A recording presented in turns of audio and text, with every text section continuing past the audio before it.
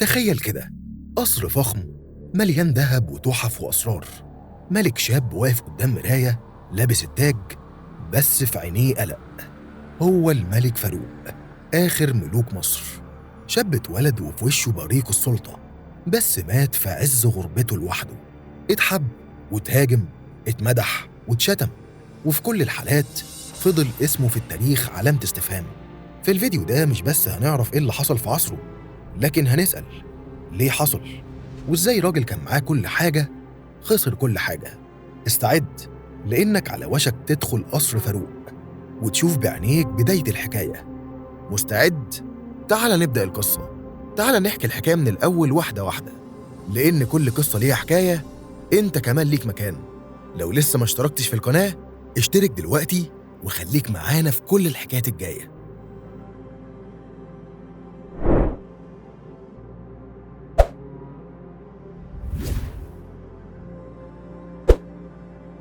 من أول نفس، فاروق ما كانش طفل عادي. اتولد سنة 1920 في قصر عابدين، ابن الملك فؤاد والملكة نظلي.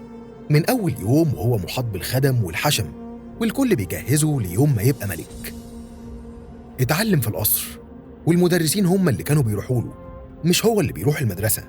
كل حاجة متوفرة، رفاهية، تعليم خاص، لغات، وفوق ده كله حب الشعب اللي كان شايف فيه أمل بعد سنين من سيطرة الإنجليز. لكن قبل ما يتم تعليمه في إنجلترا، والده مات فجأة واضطر يرجع مصر على طول، وفي سن ال16 بقى ملك. تخيل ولد مراهق يبقى فجأة ملك مصر. اتعمل ليه حفلات وتتويج مبهر، والناس خرجت في الشوارع تهتف يعيش الملك فاروق. الكل كان شايف فيه رمز للتجديد، ملك شاب يقدر يواجه الإنجليز وينهض بالبلد. لكن هل فاروق كان قد الحلم؟ في البداية فاروق كسب قلوب الناس، كان بيظهر وسطهم، بيسمع مشاكلهم، وكان بيتكلم عن الاستقلال والكرامة. وفي نفس الوقت كان بيعرف يضحك على السياسيين الكبار.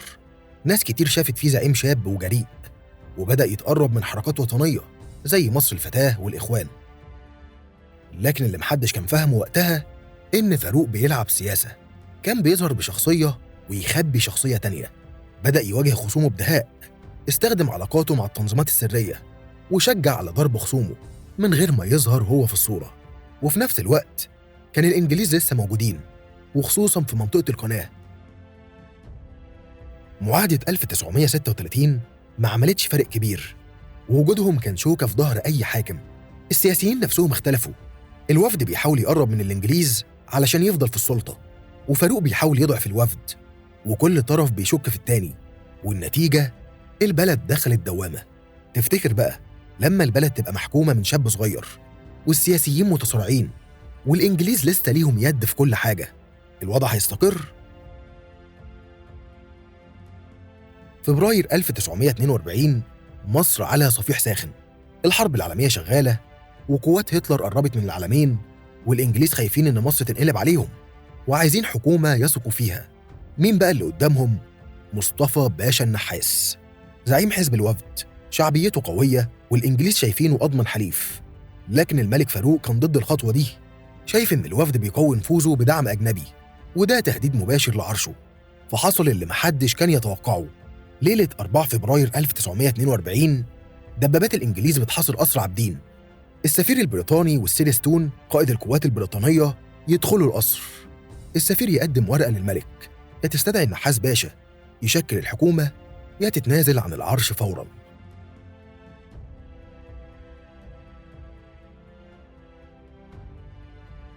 فاروق بيتجمد، اللي حواليه ساكتين، لكن أحمد حسنين باشا رئيس الديوان همسله بالعربي: لو وقعت هتبقى نهايتك، ولو رفضت هيبقى في دم. الملك يطلب مهلة صغيرة ويرجع للسفير ويقول له موافق، هكلف مصطفى النحاس بتشكيل الوزارة. الخبر انتشر بسرعة، الناس في الشوارع ما كانتش مصدقة. الملك رمز السيادة وافق على طلب أجنبي تحت تهديد السلاح. ناس قالت إنه أنقذ البلد من حرب أهلية، وناس تانية شافته ضعف، بداية النهاية. بس المفارقة شعبية الوفد نفسها انهارت. الناس شافوا إنهم ركبوا السلطة على دبابات الإنجليز، وفاروق ابتدى يتغير. أطلق دقنه، حضر الجوامع، وبدأ يتقرب أكتر من الخط الإسلامي. كأن اللي حصل خدش كبريائه، فقرر يستعيد حب الناس من بوابة الدين. بس يا ترى هل كان صادق ولا مجرد محاولة لتثبيت حكمه؟ تفتكر فاروق كان لسه عنده فرصة يصلح اللي فات ولا خلاص الوقت فات؟ سنة 1948 الملك فاروق بيقرر يدخل حرب فلسطين بعد إعلان دولة إسرائيل. القرار كان سريع والهدف نبيل: الدفاع عن الأرض والدين والعروبة.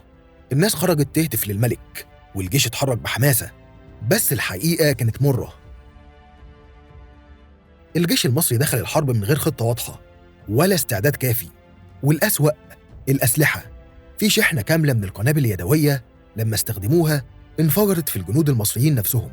اتفتح بعدها ملف اسمه الأسلحة الفاسدة. ناس كتير اتهموا حاشية الملك بالفساد وقالوا إنهم اشتروا سلاح من السوق السوداء علشان يلموا عمولات.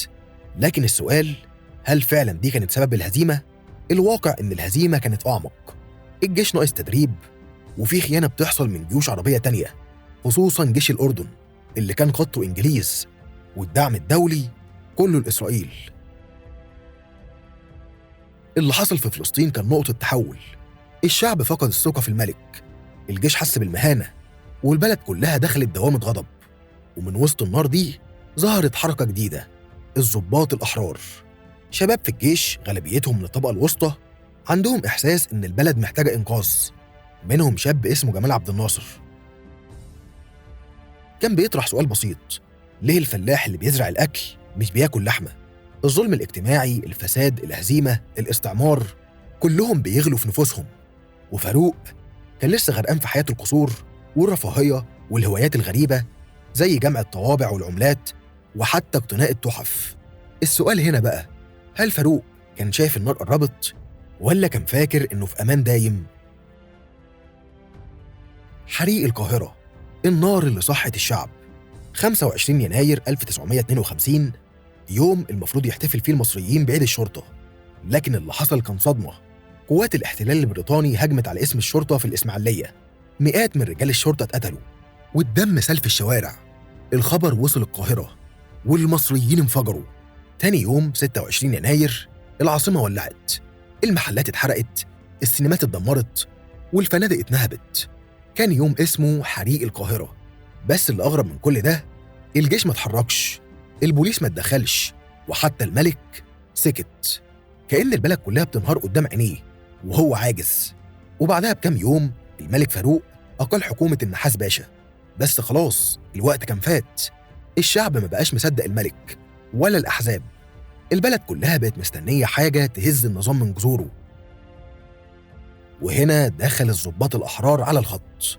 الناس كلها بتتكلم في السر عن تنظيم بيخطط لتغيير كل حاجة، وجمال عبد الناصر واللي معاه كانوا بيشتغلوا في هدوء. كل يوم بيعدي الثورة كانت بتقرب، وفاروق لسه في القصور ما بين حفلات وبذخ، وساعات بيظهر إنه بيصلي وبيسمع شيوخ. بس اللي في قلب الناس خلاص اتغير، حتى المثقفين كتبوا ضده.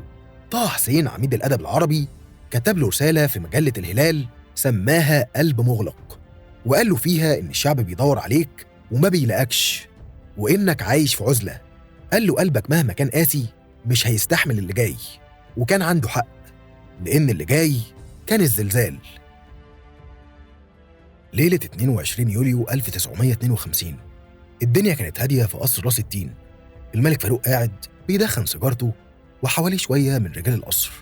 ما كانش يعرف إن دي آخر ليلة ليه كملك على عرش مصر. الضباط الأحرار اتحركوا بقيادة محمد نجيب وجمال عبد الناصر، سيطروا على مبنى القيادة العسكرية وبدأوا يعتقلوا القيادات. في الفجر أنور السادات دخل الإذاعة وأعلن البيان الأول للثورة. قال فيه إن مصر مرت بفترة عصيبة انتشر فيها الفساد وسيطر فيها الاستعمار وأعوانه على الحكم، وآن للجيش أن يطهر نفسه ويقف بجانب الشعب لإنقاذ الوطن. الناس خرجت للشوارع تهتف: يعيش الجيش، يسقط الفساد. والقصر اتخض. فاروق ما كانش مستوعب. في الأول حاول يتصل بقيادات الجيش، بس كل الخطوط كانت مقطوعة. رجال القصر قالوا له البلد اتغيرت، لازم تتنازل. وفي 26 يوليو الملك فاروق ركب يخت المحروسة وساب مصر، لكن قبل ما يمشي كتب وثيقة التنازل عن العرش وقال فيها: إني أتنازل عن العرش لولي عهدي الأمير أحمد فؤاد حرصاً على دماء المصريين، وإني أغادر البلاد راجياً لها الخير والاستقرار. الناس وقفت على الشط تتفرج على اليخت وهو بيبعد، بعضهم كان فرحان بنهاية عهده، وبعضهم كان حزين على ملك شافوه في يوم من الأيام أمل. وبكده بدأت الجمهورية. لكن السؤال اللي بيطرح نفسه: هل كانت ثورة يوليو بداية خلاص حقيقي، ولا بداية عهد تاني مختلف في الشكل بس مشابه في الجوهر؟ ملك بلا عرش في شوارع روما. بعد ما ودع أرض مصر من على يخت المحروسة، ابتدى فصل جديد تماماً من حياة فاروق. فصل ما فيهوش تيجان ولا قصور، فصل كله غربة، وحدة وذكريات. وصل روما واستقر في شقة بسيطة بعيداً كل البعد عن الفخامة اللي عاشها في مصر. اتحول من ملك بيتنادى له بمولاي لراجل عادي بيمشي في شوارع إيطاليا وبيحاول يعيش على معاش بسيط وحساب بنكي بدأ ينقص. في البداية كانت بناته حواليه وكان بيحاول يعيش حياة طبيعية، لكن الضغوط كانت كبيرة. فاروق فقد عرشه، بلده، مكانته، وحتى احترام ناس كتير من اللي كانوا حواليه. اتكلموا عليه في الصحافة، قالوا إنه كان فاسد، مستهتر، عايش في نزواته، وهو كان ساكت. قاعد يعيد في ذكرياته حفلات القصر، هدايا الملوك، تلاوات الشيخ مصطفى إسماعيل في رمضان، لحظات القوة ولحظات الضعف. كان في شعور في قلبه بالخذلان، بس كمان كان عنده يقين إن مصر نسيته. لكن اللي ما كانش متوقعه إن نهاية الحكاية هتيجي فجأة. 18 مارس 1965 الملك فاروق قاعد في مطعم صغير في روما بياكل بهدوء. فجأة وقع. ناس قالت إن قلبه وقف، ناس تانية قالت إنه اتسمم. الطب الشرعي قال أزمة قلبية، لكن السؤال فضل موجود: هل مات طبيعي ولا في حد أنهى حياته؟ بناته طلبوا جثمانه يرجع لمصر. الحكومة وافقت، بس رفضت يدفن في مسجد الرفاعي مع باقي الأسرة الملكية، فاتدفن في البداية في مقابر الإمام الشافعي لحد ما جه أنور السادات ووافق ينقله مسجد الرفاعي. وبكده رجع الملك لوطنه، لكن كجثمان من غير تاج ولا حرس ولا جمهور. هل كان ممكن فاروق يكتب نهاية تانية، ولا مصيره كان محسوم من أول لحظة؟ وهل إحنا كشعب حكمنا عليه بعدل، ولا اتظلم في وسط دوشة السياسة والانقلابات؟ الملك اللي أكلته التناقضات. الملك فاروق ما بين أحلام ملك شاب وصخب القصور ومكر السياسة وصرخات شعب جعان للعدل. هل فعلا كان فاسد، ولا ظروف التآمر والاحتلال هم اللي أكلوه؟ هل كان ملك ضعيف، ولا شخص اتولد في زمان أكبر منه؟ في ناس بتقول لو كان لقى مستشارين حكماء وتربى على المسؤولية بجد كان ممكن يغير التاريخ. وفي ناس شايفة إن النظام كله كان بيحتضر، وفاروق ما كانش غير آخر حلقة في سلسلة طويلة من الفساد والاحتلال. لكن اللي ما نقدرش ننكره إن في وسط كل ده كان في لحظات صدق. لما وقف في ليلة رمضانية يسمع الشيخ مصطفى إسماعيل، لما حاول يدعم الأزهر، لما قال في وثيقة التنازل عن العرش إن نقطة دم مصرية أغلى عندي من كل عروش الدنيا. هل دي كانت لحظات ندم، لحظات ضعف، ولا لحظات إنسانية حقيقية؟ الملك فاروق ساب وراه بلد جديدة، جمهورية بتحاول تبني نفسها من جديد. بس السؤال اللي لسه بيطاردنا: لو رجع الزمن وكان فاروق في العشرينات دلوقتي ووقف في أول يوم على العرش، هل كان ممكن يختار طريق مختلف؟ وانت يا صديقي لو كنت في مكانه في عز كل الضغوط والمؤامرات والبذخ والسلطة، كنت هتصمد ولا كنت هتوه؟ تاريخ الملوك عمره ما كان بسيط، بس حكاية فاروق كانت دراما كاملة فيها كل حاجة: حب، خيانة، طرف، دم، دين، وسقوط. سلام على ملك خسر تاجه بس كسب مكان في كتب التاريخ. وبكده تكون خلصت حكايتنا. لو عجبتك شاركها مع كل اللي بيحبوا التاريخ. وسايب ليك سؤال أخير: هل فاروق كان ضحية ولا مذنب؟ هستنى رأيك في التعليقات. وسلام لحد ما نتقابل في حكاية جديدة. سلام. وزي ما بنقول دايما على قناة الحكاية كده، لو لسه بتتفرج لحد دلوقتي شكرا إنك كملت معانا لآخر الفيديو. لو عجبتك الحكاية ما تنساش اللايك والاشتراك علشان يوصلك كل جديد. نشوفك في الفيديو الجاي. سلام.